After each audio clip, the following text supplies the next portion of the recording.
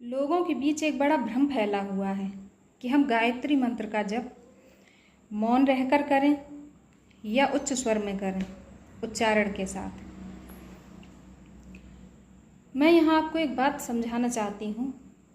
जो हमारे वेद हैं, शास्त्र हैं, या वेदों का सार हमारी भागवत जी हैं, उनमें जो कठिन भाषा है, जो गुप्त संकेत हैं, उन्हें समझना हर किसी के बस की बात नहीं है। बच्चों का खेल नहीं है। बहुत कम लोग ऐसे हैं जो उन कहानियों में छुपे रहस्यों को, संकेतों को समझ पाते हैं, उनका सही अर्थ जान पाते हैं।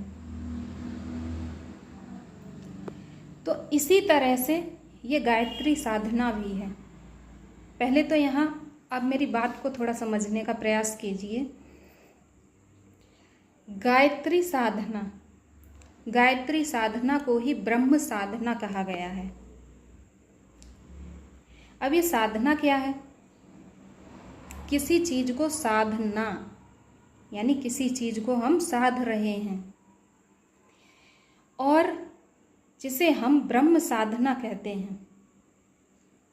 जहाँ ये गायत्री की बात हो रही है कि मौन रह के करें या उच्च स्वर में करें, तो यहाँ अक्षर, यही अक्षर जो हम पढ़ते हैं, इसी में पहला अक्षर है ओम। उसी में से वर्णमाला, उसी में से सारे अक्षर निकले हैं। तो यहाँ अक्षर ब्रह्म यानी गायत्री, ये दोनों एक ही हैं। यहाँ अक्षर को ब्रह्म कहा गया है।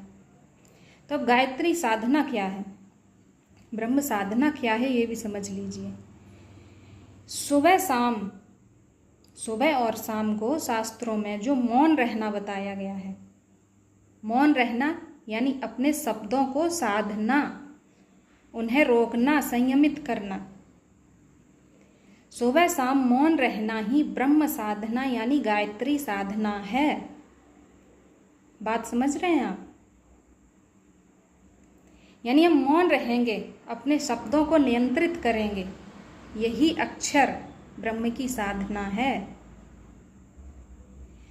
रही मंत्र की बात, तो मंत्र तो उच्चारण के साथ ही किए जाते हैं। इस तरह के भ्रम में मत पड़िए कि हम मौन रहकर करें।